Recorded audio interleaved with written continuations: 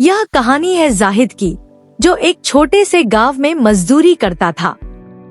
हर रोज सुबह सूरज निकलने से पहले वह ईंटों के भट्टे पर पहुंच जाता। तपती धूप, जलती आग और पसीने से तरबतर शरीर ही उसकी जिंदगी का हिस्सा थे।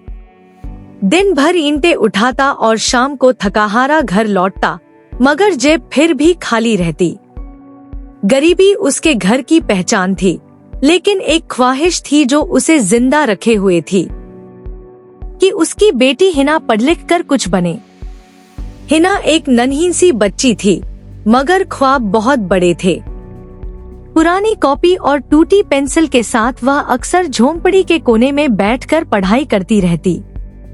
वह अपने बाप से कहती, अब्बा, मैं बड़ी होकर मास्टरनी बनूंगी, सबको पढ़ाऊंगी।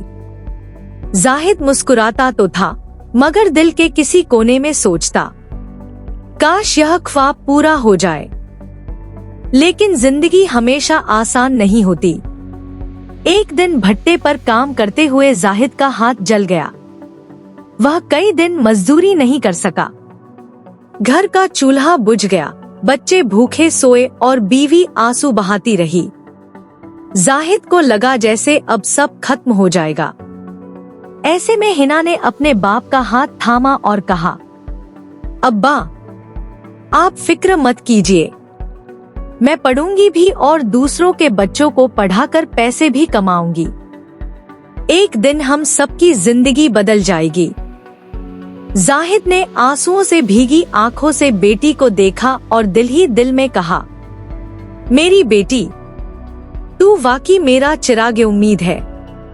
उस दिन के बाद हिना ने अपनी जिंदगी बदल डाली। दिन में स्कूल जाती और शाम को गांव के बच्चों को पढ़ाती।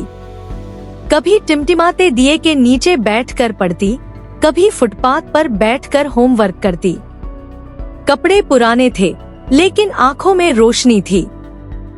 गरीबी उसे झुका न सकी और मुश्किलें उसके हौसले को तोड़ न पाईं।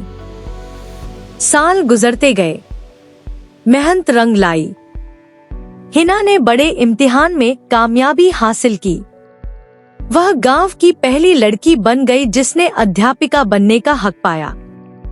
जिस दिन उसे स्कूल की नौकरी का पत्र मिला, वह भागती हुई बाप के पास आई और बोली, अब्बा, मुझे नौकरी मिल गई है, मैं स्कूल की टीचर बन गई हूँ। जाहिद ने बेटी को गले से लगा लिया।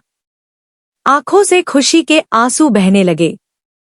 वह बोला, मेरी बेटी, तूने साबित कर दिया कि गरीबी इंसान को रोक नहीं सकती, अगर ख्वाब और हौसला साथ हो।